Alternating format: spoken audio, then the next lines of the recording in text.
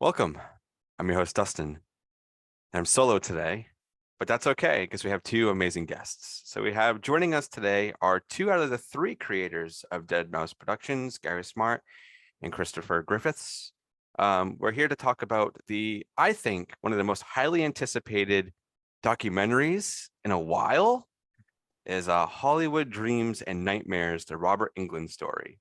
Fantastic documentary. I really have to say that. But before we dive into all that, Gary, Chris, how you both doing? Uh, Tired. I can imagine. It's been a whirlwind really, because I think on our previous docs we've had kind of like nice feedback. This seems to be the one what it just seems to have blown up really in regards to. I know why, because it's Robert, Yeah. but hopefully it's because the quality's there as well. We hope, and we just kind of like it's taking it all in now for us. It's kind of just really weird. We've had a press junket for the first ever time where we've literally been interviewed by 20 people, and it's just been amazing. It's just, and we're so proud. I think genuinely proud of it. Yeah. What about you, Chris? How you doing? Yeah, good, mate. I mean, like Gary said, you kind of go through phases with all these projects where, especially the post-production gets really tedious, especially towards the end where you're like, shit, oh no, we forgot that. Oh, we got to do this. And there's not like 2-second turnarounds. It's like, oh, I've got to spend 12 hours exporting it and then another 18 uploads in it, or drive down to London to send it to the post-production people because there's not enough time with the post. And then we've had a bit of a lull, really. The trailers come out. I didn't even know it was coming out. And I was in France. It was like, oh my God, the trailer. Ah! And so this is the part like we kind of really enjoy now, where yes, let's lap it up. Let's get all the glory from everyone. But no, it's, yeah, ultimately feel really good about this project. We always do with all of them. But I think, for a bit of info to start off with, this is the closest Gary and I have worked on a project together in 10 years of working as cult screenings. This is probably the closest we've worked on a project together since probably Hellraiser.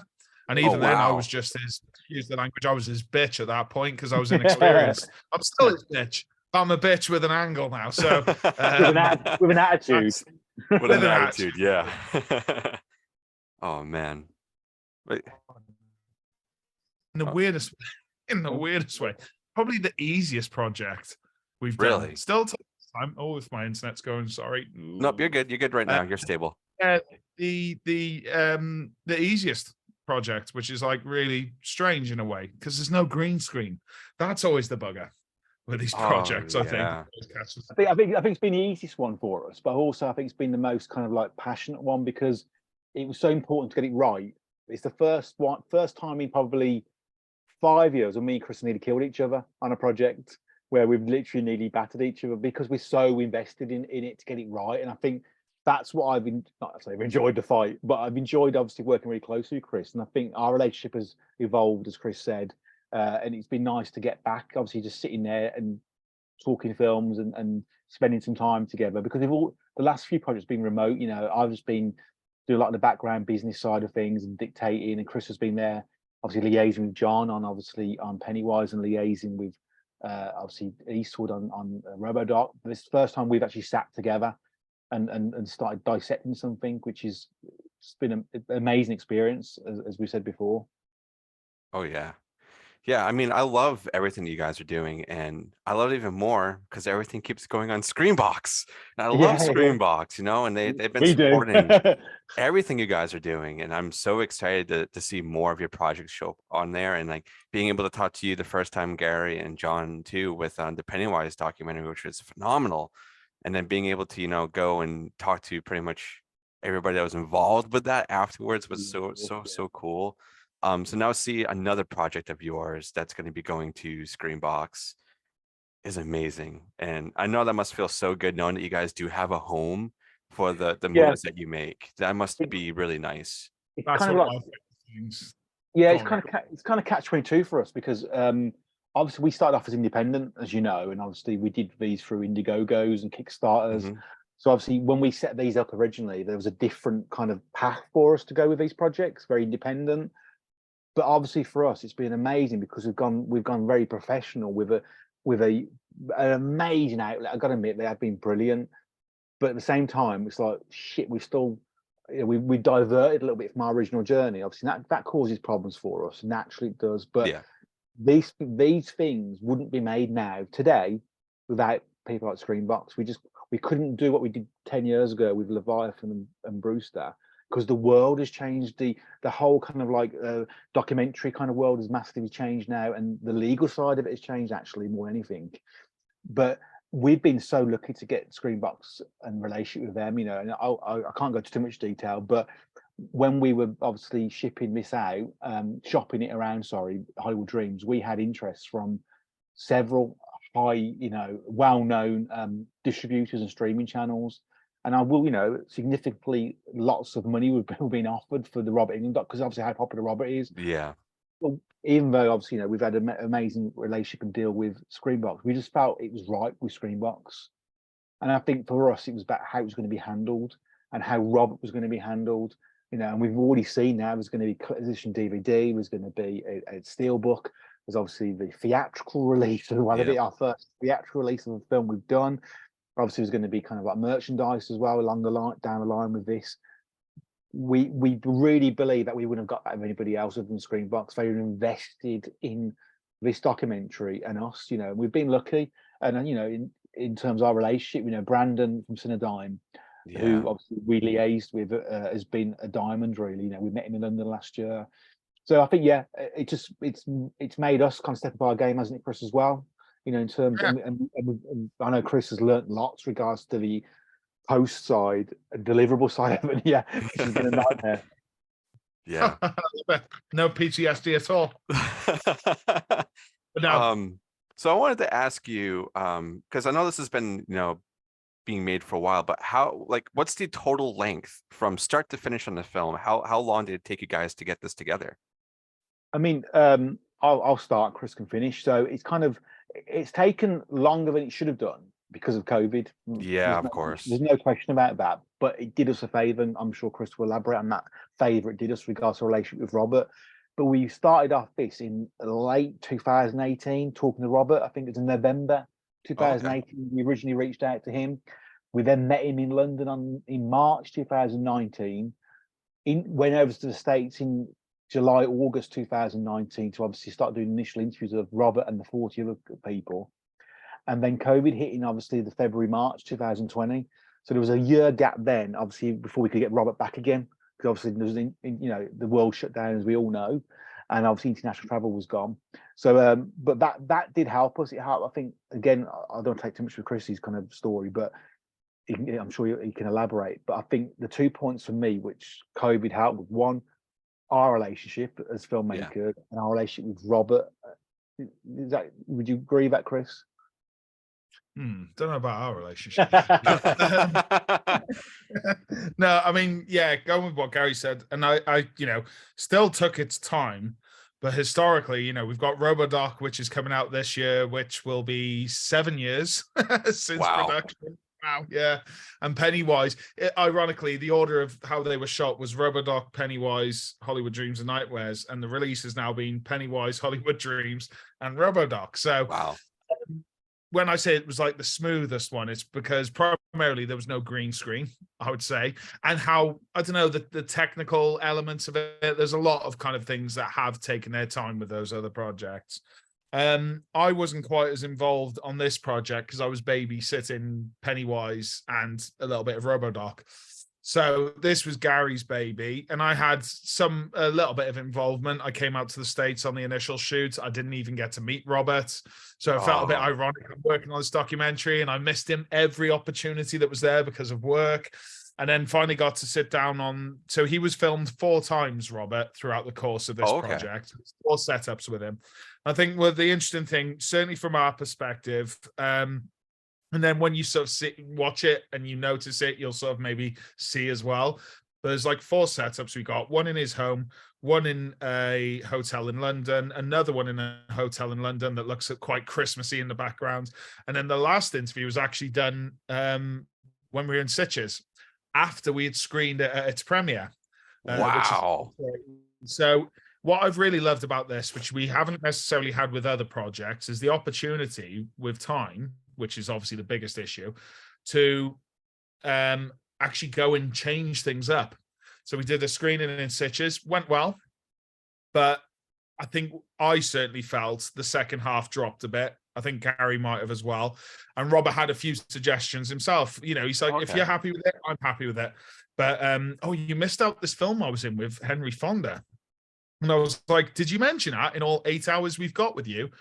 Oh, I'm surprised as someone who loves films, you didn't happen to mention working with one of the biggest golden age Hollywood icons, Henry Fonda.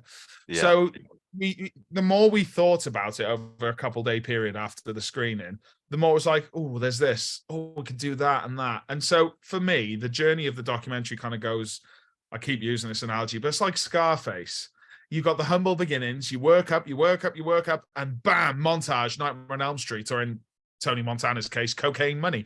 Yeah. But that's kind of how I feel like we've got the flow. That's why I was really excited about working on this project, different to doing just a singular film. But it was kind of when it got to the 90s, we kind of just focused on some films for just too long. In particular, like one called Dance Macabre, which is all right, but I just felt it got a bit film. So we kind of came up with this place like, right, we need another montage for the 90s, you know, and what is that? Oh, he was traveling, he's big now. Yeah. The biggest one as well, in terms of the evolution of our relationship with Robert, that very first interview the guys did with him, he was invested, but Gary must have asked one question and he just shot off with 3 hours of information. And it was almost like pre-programmed stuff. You know, he's probably told these anecdotes numerous times before. So he told his story as he knows it. But as this has evolved and being able to do this little ad hoc interview in Sitges, it was that you can kind of see he opens up. It goes from here's the facts. Second interview is about retrofitting some extra facts. The third one, he's sort of more open about his family history. Yeah. And then the fourth one, we could kind of almost like, I'd say kind of direct him a bit more and ask those questions you wouldn't have wanted to ask if you didn't know him well enough at the start. And the biggest one for me was actually addressing, to at least incorporate a little bit of drama, was the 90s weren't the greatest period for the slashers, because it kind of like you had your 80s heyday and then the 90s were more Silence of the Lambs, Seven, Kiss the Girls. So all the slasher guys became a bit like, you know, old stock. We don't want them anymore until Scream. I can see you got Ghostface there. Yeah. And kind of like restarted it all. So, you know, that's what I was most interested in being able to achieve, is actually why can't we need just that little bit more narrative about like, were you honestly contemplating the 90s? Is this it? Is it over? And that to me was one of the biggest like wins for this project. It was like, holy shit, we can make this better, I hope, anyway. So, and we actually managed to reduce the runtime from 2 hours 15 to 2 hours 10, and actually incorporate a shed load more information. The Halloween anecdote wasn't in there before. The Henry Fonda film, the 90s stuff, the 2000s. So it kind of like, to be able to do that and finesse something, you don't get that often. And so that's what I was really, really happy. I think I've just given you the long of the long there. No, I love it. I love listening to like all the background details and like what you guys go through. And I learned a lot from this doc. And that's what I always go to, because sometimes I watch documentaries. I'm like, oh, I know that, blah, blah, blah. You're just repeating things that's so common knowledge. But with the documentaries that you guys produce, it's like it's so insightful and so meaningful to me as a horror fan, as a fan of film, and like following these people's careers and whatnot, and realizing like, oh my God, so he helped Mark get into Star Wars. He was almost in Star Wars. Like, I didn't know any of that stuff. And I'm like, this is ridiculous. Like, I thought I knew Robert, you know, somewhat decently with, you know, after discovering him through Nightmare, obviously. And then I'm going in here and I'm learning so many things. I'm like, wow. Like, I knew Robert was full of wisdom and knowledge. Like, I know that's like, you know, one of his characteristics, and it's always been that. But like hearing even more in this, I'm like, wow, this documentary is amazing. And I'm going to be watching it again and again. And I'm going to be buying every single edition I possibly can, because this is a great film. Like, seriously, well done on everybody's part for this. Like, you keep upping it. Like, I know you said this was the last one essentially to come out, and it's the middle one now. Yeah. So it's like, I'm so excited to see what the RoboDoc does now, because I'm like, if this has so much, what's that one going to have? What am I going to be learning from that? Like I'm so intrigued. 4 hours on just the first film, but again, a testament going back to Screambox, really. You know, especially with all the projects, I'd certainly say Pennywise and Robozoc. I've always had a faith in the Hollywood Dreams one, to be honest. I don't know why, because it focuses more on a person, but Yeah. in terms of the legalities of the other projects, which we've all got, you know, signed off and everything now, which is so nice and a relief to know. But like you know, we sat there for the problem we have with our documentaries is feedback a lot is, oh, it's too long. And it's to other people, it's not long enough. I think it's more I'm that person. It's not long enough. Exactly. Yeah. I think for the fans, it's really hard to kind of get it just right between both. And I kind of think we've done it. It's all about trying to get as much information in the leanest, meanest possible way. You know, it's a challenge, but it can be done. It just takes a lot of thought to do it. But, you know, with Robodoc, we always knew that was going to be like a dissection of the film, you know, every single scene, pull it apart. That doesn't lend itself to 90 minutes or even 2 hours. It has to be 4 hours. And so to have a company like Screambox say, you know, I think we all toyed with the idea of like, oh yeah, we'll make it episodic. It's like, oh, bollocks, who wants it? You know, I do, but the general public don't want, you know, it's more like these on Netflix 9/11 documentaries, like, oh, you know, this is what happened next. Oh, I want to find out more. It's all true story or true crimes. And what's it going to be like for Robodoc? Oh, find out what happened in the next scene. Oh, is it where the guy? Yeah. Oh, man. But to actually have a company like Screambox say, no, we can do this. We'll make it episodic. You're like, shit. We've gone from just here's our feature-length documentary out of our basements or, you know, stored up in our toilets being shipped off to people around the world to actually this company now. So I say, no, this can be a series. That can be feature. It'll get a steelbook. So again, testament to Screambox. That's why, you know, this isn't just blowing smoke. It really is just like, I can't believe we're at a point now. It's like we're actually being able to see some of our crazy ideas come to fruition in an official way. So yeah, we you know, hopefully we can keep riding this wave and come up with some quirky ideas along the way. Yeah, I'm rooting for the whole team over here. You guys are really doing something special. I think out of all like the companies that make documentaries, they're definitely one of the topper ones that I think are pushing out high quality stuff, very knowledgeable, but it's also very fun to watch. Like you don't feel like you're in a lecture. You know, that's another thing that I have a lot of gripes with some documentaries. It's like it feels like they're like screaming at you to know this stuff. You gotta you're putting it down your throat. It's with the music, with the cuts, with how you do the montages, how your storytelling. The storytelling is so wonderful, and how you guys create everything. So I wanted to know, like, when it comes to making this, do you guys storyboard things? Do you already have an idea of like how are you going to do it, or you just have questions line up and then you just wait to get them all in a row? I'll let you start. Yeah, Chris and I have debated this quite a lot over the last couple of years about how I think he's frozen. There he is. Yeah, Chris and I have debated this over the last few years about how you write a documentary. It's really difficult. It's so strange. It's not like writing an episode of, you know, of a series or a film. You know, you start off with the question. You start from narrative. It's a very basic narrative about.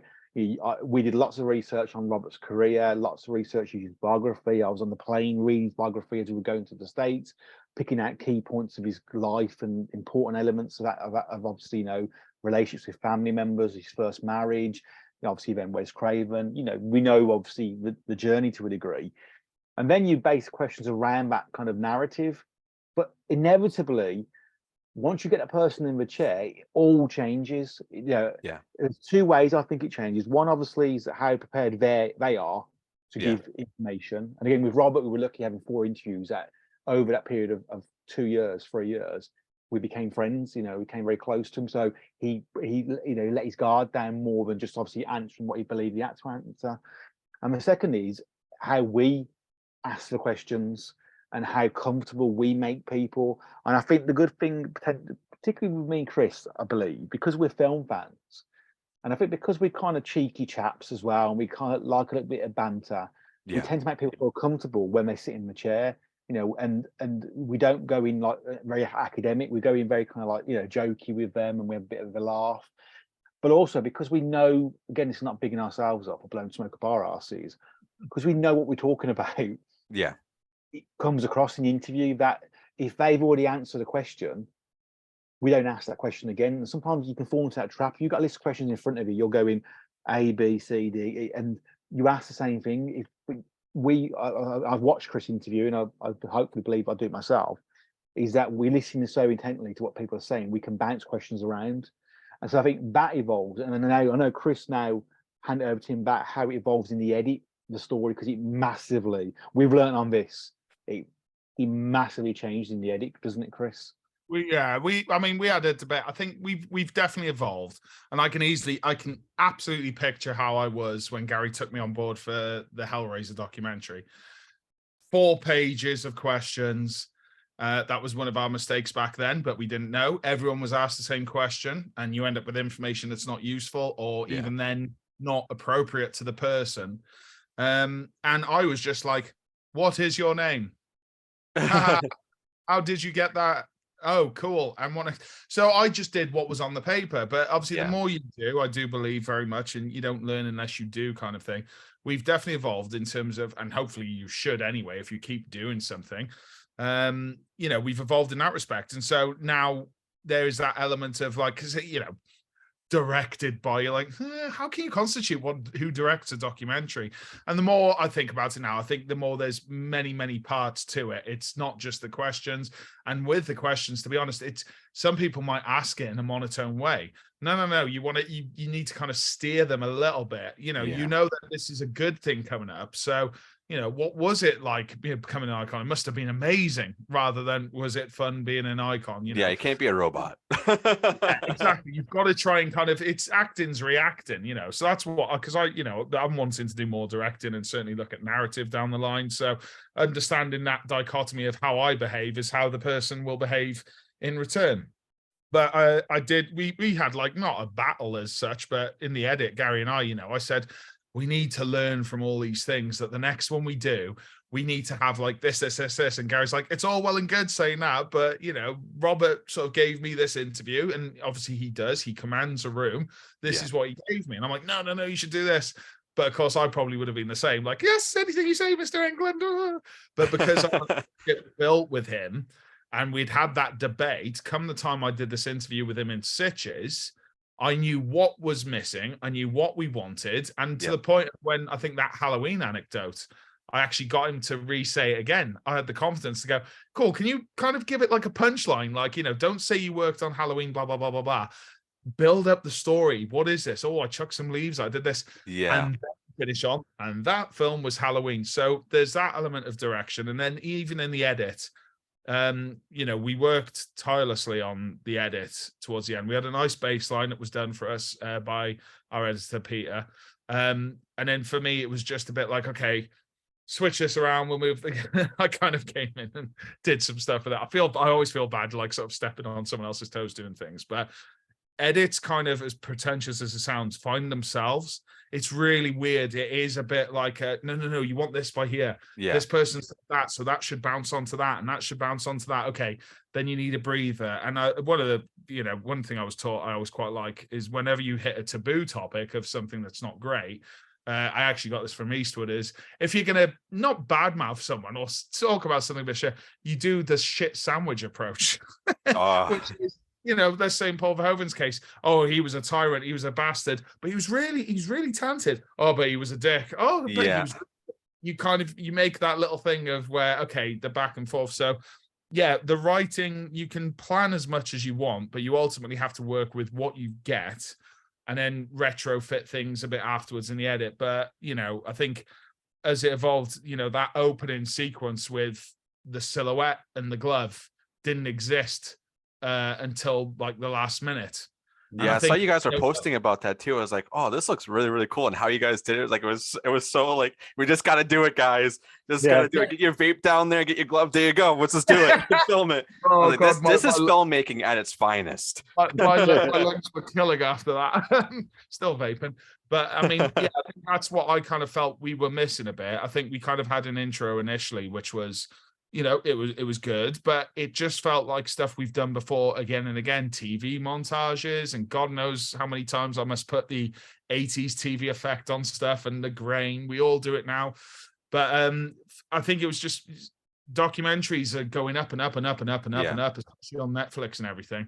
And the recreation aspect and everything, like, you know, it's like, shit, you got to up your game a bit now. And especially if you're talking about a person, and we lucked out massively. We hired a theatre local to Gary.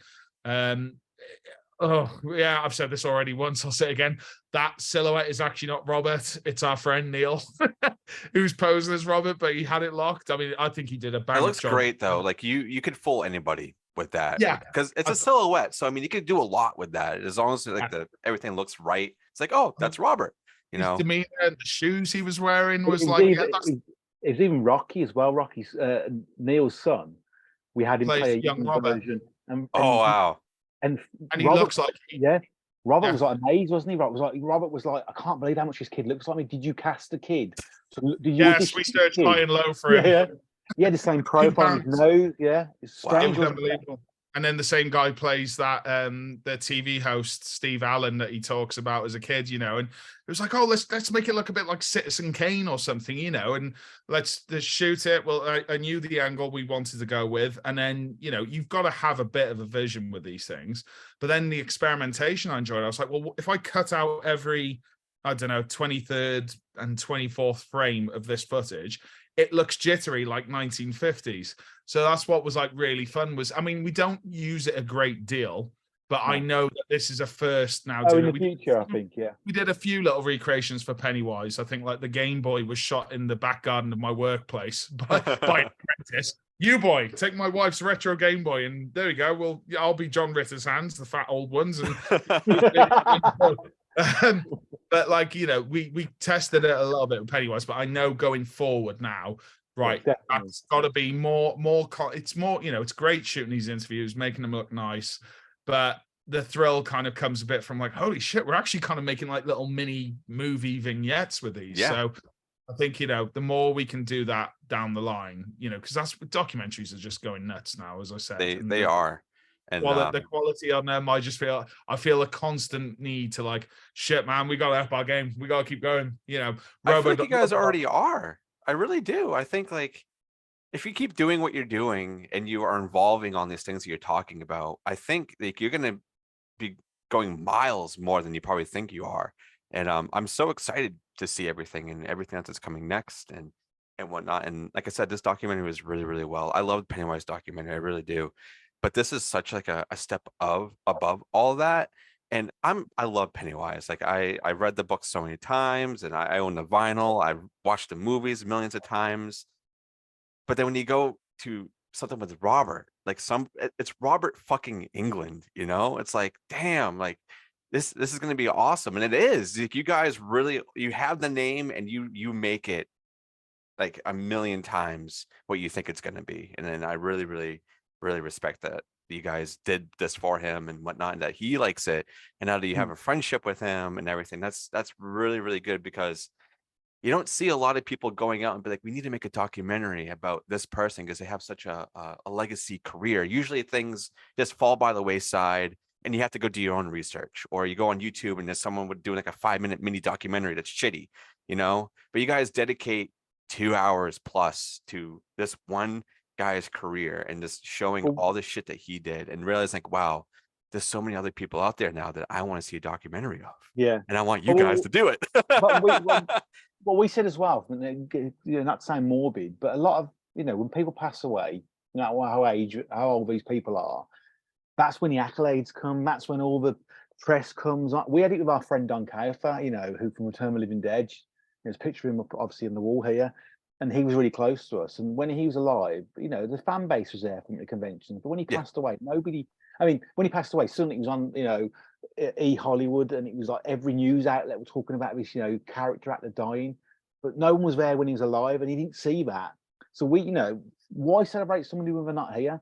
Let them embrace that celebration. Let them be part of it. And that was really important with, obviously, with Robert. And it doesn't want to come across as morbid, just doesn't. But when he's still here with us and he's very healthy and he's very active, let him see the fan base, let him see the accolades. You know, I know he sees it at conventions, but I'm hoping now people watch this doc that they're going to give feedback to him and go, I didn't realize, you know, you were in this. I didn't realize how, you know, versatile you were. I didn't realize what range you had. I'm hoping that really happens for him, you know, and we're a little part of that, a very small part of that, I'm hoping. Yeah. No, I can say that it's happening with me. Like I realized he had a big career, but like realizing his range and how much he really did Mm. is His crazy. And comedic I'm range as well, you know. I know you get the comedy in Freddie, but when you look at the other stuff he's done, which is yeah. non-horror, he's got that timing, and it's just comedy timing. It's just something that's hard to have, you know. I've got it, Chris hasn't, you know, and that's just one of those things. Chris is like, oh, you know what? I'm done. Bye. I'm out. Find someone new. Yeah. No, not yet. I need him for a bit. Um, and another person that I saw in here that I look up to, especially in the podcasting community, is Mick Garris. Mm. How is it interviewing Mick Garris? He's a legend on his own too. Chris, Yeah, he was a good one. Did I do mix one? I think you were there. You were there for Mix. I'm I was sure. there Yeah, for it. because John did Mix, but you were there. John did mix. Yeah. So yeah, because we had you this did kind of thing where people would rock up. It's like, I'm taking Lance Erickson. I'm taking Lance Erickson. Yeah, I'll Lance take was awesome too to see. There was a couple other ones, wasn't there? I think just getting Mick on board. I think we all know that Mick. Obviously, he's a film kind of archivist as well as being an amazing director. And obviously, he's interviewed Robert numerous times on his podcasts. You know, post mortem with Mick Garris. I've listened to those as part of our research for the doc. Yeah, those are so good. And obviously, there was a link. Obviously, wasn't there, Chris? Obviously, with Freddy's Nightmares. Obviously, he directed episodes of that. So it was just, it was just inevitable. We wanted people. I mean, like, you know, Mick Garris is, because I've seen he's appearing now in a Vincent Price documentary. Mick Garris. Today, yeah. Oh wow. And obviously, you know, there's people who feature in this. Your Eli Roths, Mick Garris's, even Corey Taylor. Yeah. And you can almost say a bit like, oh, look, you got them. In particular, I had a friend of mine, you know, in a joking, you know, friendly joking way. It's like, oh, of course you got Corey Taylor. But we got Corey Taylor because he's actually with Robert in a film. Do you know what I mean? We haven't just thrown in face value, you know, that you've got to choose your players wisely. Again, we used to probably just get whatever we could. But with this one, you're kind of a little bit, you know, with RoboCop, find whoever was on that bloody set kind of thing. So we got about 100 people. Yep. With this, you've got to be a bit more controlled with who you have. And in a way, Robert can talk. Robert's obviously going to give off his life story, inevitably. But, you know, one of our things we were conscious of at the start, which is why some creative decisions were made, I think, prior to my involvement on the edit, was, okay, let's start off with a Nightmare on Elm Street anecdote. Haha, we've lured you in. Yeah, it's Freddy. Woo, Johnny Depp's name checked. And then like 10 minutes into it, then we kind of do this time hop to Robert's very giving that bounces off the fact that he was nurtured by his, you know, elders when he was sort of first getting into it all. And I think having people like Mick and even David Delvale is really important, because you need those kind of like storytellers. They critique, but at the same time they can guide the story along a bit, whereas other players will primarily be there because they happen to feature in a film, or certainly in the slasher realm, you know, your Tony Todds, Bill Mosleys and Kane Hodders. You know that really you can only kind of justify their involvement from the 80s onwards, where it's like, let's finally go into that realm of horror fandom and horror genres and everything like that. So having people like Mick and David be able to, you know, God knows how many times we actually relied on their comments to be like, right, okay, Rob, you've had your time now for a good 10 minutes on screen. Let's go to someone else for a bit, because I don't think we got much in the way of his peers from the 70s stuff, did we, Gary? I think. No, it's difficult. Unfortunately, a lot of people he'd worked with were older than him at the time. Yeah. Obviously, unfortunately, have passed. You know, he was, you know, think about him in the 70s, he was only a kid. He was like 20, 21 with that. Yeah, very young. Obviously, a lot of those people, you know, he's kind of like colleagues and directors and actors that aren't around anymore. And others are your Jeff Bridges and your Arnold Schwarzeneggers, who you're just not going to get in projects like this. Yeah, that would have been nuts if you got Arnold, though. Whoa. Yeah, I mean, we tried. We did try. We always try. I mean, it's like any documentary. Everyone always goes, "Why didn't you get so and so?" Well, we tried. You know, we're not. Yeah. We're filming. We couldn't be bothered to get Stephen King for Pennywise. Yeah, exactly, you know what? Who's Stephen King? No, I don't know him. Yeah. Don't know him. Yeah. So we tried Arnie. We tried Jeff Bridges, and obviously Jeff Bridges was obviously not saying the reason why you didn't do a doc, but I know he was ill at the time. Obviously, he had the cancer scare, didn't they? And we tried him, Sally Field. We tried Mark Hamill, because that, you know, that story, obviously, that they, you know, Mark Hamill does dispute that on Twitter sometimes about this whole how did he get Luke Skywalker? But Robert's adamant. Robert's adamant, and then we found a photograph of we had a response again. You know, I don't mind saying from Mark's people saying Mark didn't really know Robert and didn't share an apartment with him. What? And then we had a photograph of Robert on the set of Star Wars. Obviously, when the special effects scenes was shot, obviously in LA, with Mark. That is so nuts. Yeah, it's just weird. It's just weird, but you know, I know people have their obviously journeys and their own stories, and obviously that's entitled to them. Obviously, how they create their kind of journey. But for us, we're like, shall we include that now? We were actually contemplating not including that story, and we thought, you know what, fuck it, we're going to include it because Robert tells the story, and there's evidence there that they knew each other. And you know what, if Robert, you know, maybe exaggerates something, I don't know, but it's an interesting story, and he's always told that. You know, you look at his biography, it's in there. You know, he's told it on obviously other interviews. So you know, screw it, we're going to put it in. So we got my hands on the script as Mark Hamill's hands. They're perfect, Gary. They're perfect. Well, I think I'm like Prince Charles' hands at the moment, but you know.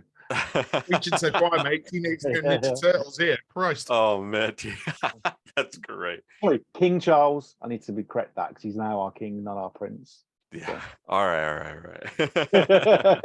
Oh man, that's crazy that they were like, yeah, no, he had no. Yeah, it's weird. It's a weird response, and then it's like, no, and was like, okay, well, and it's a shame because I mean, again, you know, you talk about icons, you talk about people you'd love to meet, and you know, we've been very lucky on our journey the last 10 years that we've met people, not through conventions, but through working with people, you know, and we've been so lucky, you know, I know personally, and obviously with Chris, you know, the Ronnie Coxes and Kenneth Cranhams and Ray Wise and Paul Verhoeven and Kurtwood Smiths, you know, Tom Hartley, all these people, this is names we've had to meet because of our job, basically. And it's just one of those I would have liked to just met anyway, Mark Hamill, because you know, you can't question his status in the industry, especially, you know, the sci-fi fantasy industry. You can't question it. He's an icon himself. Shame he didn't want to participate, but again, we always try. You know, we always try to get people. And there's a few people we actually booked in for this, but we just couldn't interview because of scheduling. Alice Cooper, wasn't it, Chris? One of them. You know, he wanted to do it. You know, and then there was obviously COVID again, fucked everything. And there was a director of the last showing, a film that Robert loves, a British film. Phil Hawkins, he was booked in, and then COVID hit, and you get to a stage where you got to go, we can't do any more because it's going to delay even further, and then we got to retrospectively put them in there, retrofit those in, and it's a shame because we'd love to get everybody we could, but you've got to just tighten it, haven't you, in the end? Yeah.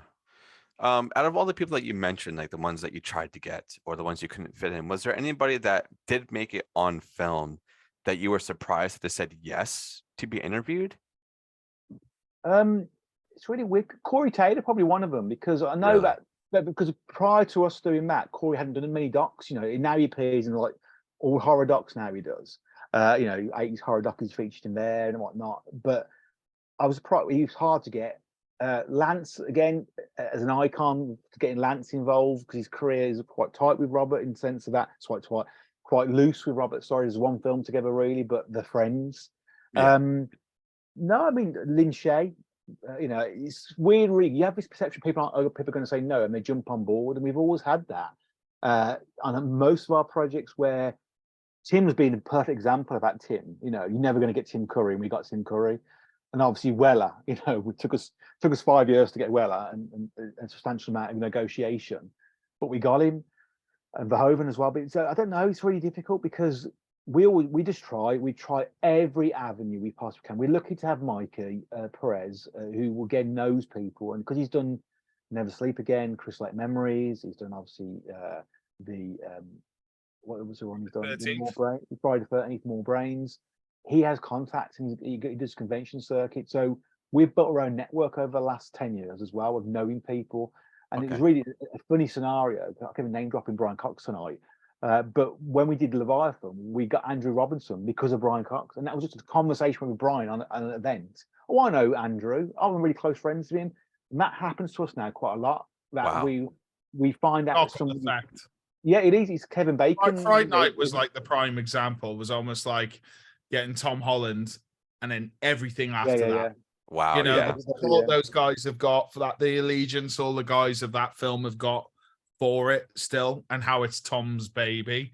You know, that was inevitable. But, you know, historically, sometimes there's those who were in the room with them as they speak to someone else and they go, no. And you're like, oh, well, if that person can't get him, we're sure shit out of luck. Yeah. Sometimes you just got to keep working it. And I think you get the pieces that you get dealt, and then you just have to make that work, kind of thing, you know. And I think it was for us utilizing what we had. I think we kind of expanded William Katz's role in the doc significantly in the edit, you know, because obviously they did the big Wednesday, but then having that whole trajectory, I think it's such a cool period. It must have been in the 70s where, you know, casting calls for both Carrie and Star Wars at the same time, and all these people just sort of went in their different respective directions.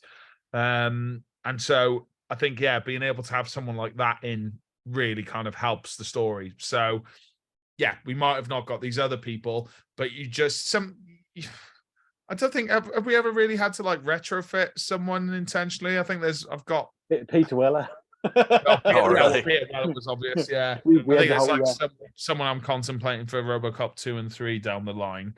You know, it's like if we get that person, they can help. You know, it's what matters to the story, isn't it? There's face value. Steve Guttenberg, we had to go on Police Academy as well. We had to retrospect him. We would done the edit, and then Steve come on board. And it does sometimes mean you have to start from scratch sometimes.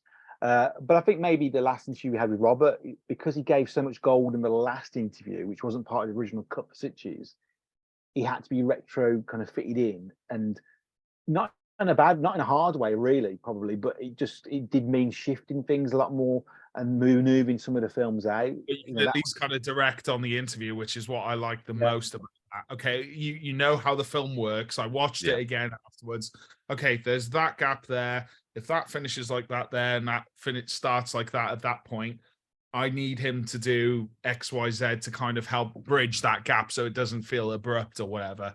So it is quite nice, to be honest. Sometimes we do contemplate that in terms of the logistics of a documentary. Do you start with that big person and then you get all the other people to fit around them? Or sometimes is it better to hear all these other stories, collect further information, and then you can feed that to them, you know? But that's what's the beauty of working on a single person like this. Getting numerous opportunities, if you're lucky, to work with them again. You pick up information along the way. You're like, right, make a note of that. We need it to counteract. And we certainly did that, I know, with Weller. So many anecdotes in RoboDoc. You know, if someone was throwing some shade at him for acting a certain way, you know, we fortunately, after 4 hours with him, got comfortable to say, oh, so-and-so said you're a bit of a dick on the set that day. What do you have to say to that? And he was able to actually, fuck it. This is why I was like that, kind of thing. So I love that, where you're like, oh God, that's going to fit so well, you know? So yeah, it's a strange one really in terms of who you get, when you get, but you just have to kind of make it work really. Oh, wow. Well, that's good. I'm glad that, you know, everything at the end of the day worked out for you. You got who you got, and it all worked out really, really well. Was there any stories that you wanted to include but you couldn't include? Like, was there anything like super crazy, like, oh my God, we're gonna put it in here, but then you're like, oh, I don't know if that's quite gonna work? No, I mean, we kind of mentioned, I'm not sure we mentioned in this interview, we've mentioned quite a few times, obviously, that Robert doesn't have the tragedy like a lot of people have. He's a working actor. Yeah. And it's obviously his first wife that ended quite amicably. There's one thing we were really scared about, and we can talk about it now, is that there's an interview with a guy called Gregor Punchaz. Punchaz is his name? Yeah. I always get his name mixed up, but he's a brilliant guy. He did RoboCop as well. And we interviewed him because he'd done Nightmare on Elm Street Part 2. Okay. And he told us the story about Robert doing coke, basically, dressed as Freddy with the Freddy glove. And we were like, shit. And the first edit, which Peter did for us, it was very explicit. You know, I saw Robert doing coke, and we thought, but we can't. So me and Chris looked at it, but how did we do it? So much. Yeah. Oh, maybe we shouldn't just show this, and oh, maybe we shouldn't show that. We had we had a cartoon animation of Freddy with coke on his finger at one stage, and was like, shit. And then we thought, fuck it, we'll do it, but we'll really kind of like we'll put the Chevy Chase scene in. I like it just to kind of give it a bit of humor. when we watched it with Robert the first time, we were literally, I was holding Chris's hand. We were lying on a bed, different story. Robert's in the hotel room. Robert sitting in the corner watching the doc. Oh God, yeah. We're behind him, me, Adam, and Chris on the bed. Did that scene come up? I squeezed Chris's hand, going, "He's gonna fucking kill us." And he started laughing. And then after that, he went to us. He went, "Lads, I don't give a shit about nudity or drugs. Pull it in." And we're like, "Oh, that's great." We were really, because of the scene, obviously, again in the doc where he talk about his manhood. Steve. Yeah. Is he going to be offended by that? You know what I mean? He was saying he's got a tiny dick, and it was cold. He obviously hasn't got. He's got a massive dick. Robert has, but it was like, but he loved it, and he was like, and we kind of felt he talked about himself and joked about it, but he didn't care, did he, Chris? He said, "Don't give a shit." I'm an old man. I don't care. And to be fair, like taking a bit of creative license, we never want to tell like a bullshit story, but exactly. My main thing was what I do like doing, and within a respectable way is, and what we do a lot more now, and we sort of tinkered with it a bit in Pennywise, but is using reaction clips. That's my favorite thing, is when someone says something, we gotta find a shot of Robert doing this, like, "Oh my God," or this and that. So that's why I was like, that anecdote when he's actually talking about working on the Goldbergs. "Oh, Mr. Knifey Hands is here." Well, actually, it was like, well, actually, that if we put that in next to the anecdote about doing coke off the gloves, it kind of just makes it, it's not someone grassing him up. It's him like, "Oh, maybe I did that. Oh, I don't know." Oh, that was such a funny moment too. I was cracking up. And Robert laughed. That's all matters. He laughed. Yeah. It's like, okay, he says it's fine. We'll and do it. As Gary said, we watched that in a hotel room in Sitges. He didn't actually watch it on the screen. He came to mine and my wife's room the morning of the screening, because it's interesting with Robert is he can talk for the world. Yeah, you can't shut him up, and he can talk about this himself, but very much about other people. But when it comes to like the screenings, I can kind of understand the dichotomy. He kind of does go, or I don't know. You can sense that. Oh my God, like he's nervous, and you would be if you're gonna have live talk on the screen. So they wanted to watch it in our hotel room. Here's the problem. We'd met him the night before in the bar, and good to see you, and we'll, see you tomorrow for the screen, and blah, blah, blah, blah. And his wife was like, "Robert still hasn't seen it yet. He wants to watch it." I'm like, well, maybe someone get it on a laptop and all this and that. That never came to pass. And then the next morning, I think we toyed with this idea after a couple drinks on call it the Friday night. We'll watch it with you. Okay. I'd rather watch it alone and then tell us what you think afterwards. Let's hook up tomorrow. Okay, cool. And it's really cool, but to get a call off his wife is like, we'll come up to yours and watch it in your room. And I'm like, I've had a massive shit. Hotel rooms don't give you much flexibility for escaping it. And then I was like, we could come down, bring the laptop and HDMI lead. Oh, actually, we're in the lobby. We're coming up now. Don't mind my camera, by the way. Oh, sorry, mate. No, you're good. Go ahead. So I'm like, I've just had a shit. So I had to like get the bloody Febreze out and all the sprays. Oh no! Like to my wife, call an exorcist, open the windows. they did come up and watch it. So we've got a photo lurking around. But yeah, I mean, like you had, it looked like a porno was being shot in the room, because you had myself, Gary, Adam, and my wife all on the bed, and Robert and his wife on one of those little hotel room desks watching it on a laptop. So to be in such close proximity to someone when you tell their lives, hence why Gary's saying he was squeezing my hand on the bed, which is not right, was like, oh my God, oh Jesus. But that was the moment where he's like, gentlemen, I love it. He couldn't finish the last hour because he had to go off to do a press junket, but I think he came in to watch the last hour. Okay. So yeah, it's surreal. You know it at the time, but you kind of just you bypass all your fanboyness and the hype to kind of like, right, this is the job that's got to get done. It's only afterwards you're like, fuck, man, that just happened. Robert just came to our room to watch it. Gotta get pinch yourself. Yeah, you really do have to pinch yourself afterwards. So all in all, though, I think it went well. And I think, like I said, the only part I was a bit about was the the 1970s, and with Bill Catt saying like, we used to watch women strip at the side of the stage, and you're like, oh shit. Yeah, I don't know if we can say that now. That's why we were like, well, if we keep that part in where you can see he kind of drops that anecdote and goes, oh, maybe I shouldn't say that now.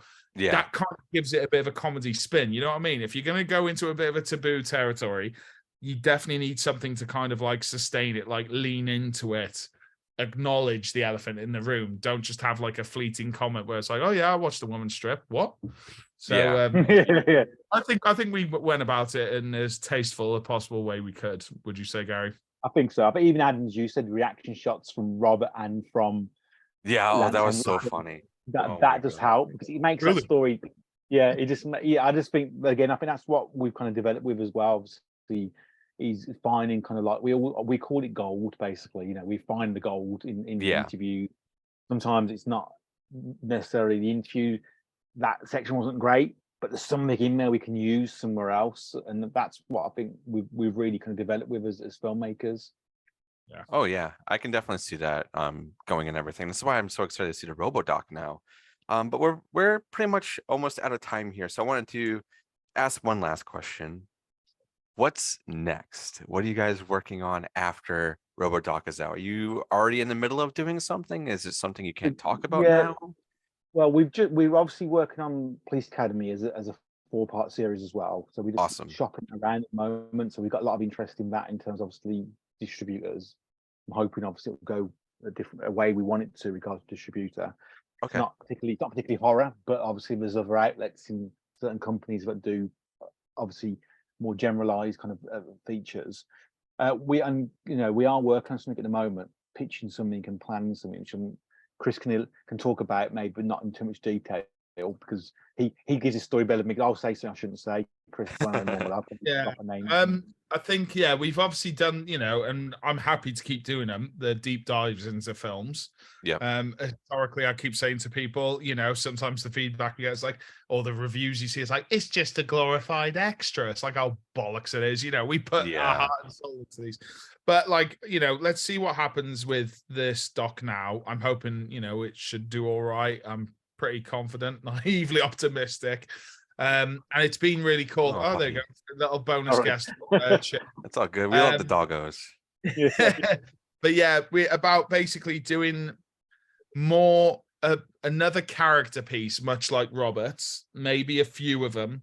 Nice. And I think the main thing for me is, we've discussed this with others, the fact that Robert really is the last of his kind. You're not going to get another horror icon on that level. So we've kind of like, we've emptied that well, if you will. But I think there's people out there who we all know and love, in particular in the genre world, who might be that, oh, it's that person from that film, but I don't know who he or she is, what their name is. Go public. We know who they are, but they, not most general people only know your Tom Cruises and whatnot. So we've been tinkering with some ideas on that, and possibly filmmakers as well. Oh, nice. Very, very cool one to do, I think. So God knows I'm a big fan of like directors. So I'm like, oh, that person and that person. There's a lot that you can pick from, for sure. There is. So I think that's what we want to do next. And, hopefully, I think ideally, like Gary kind of lightly alluded with Police Academy, go the way we want. And that is with, certain distributors. Okay. Well, I'm excited for the future of the company and everything that you guys are doing, and wherever you go, I'm going to be watching wherever these land, because they're so fun.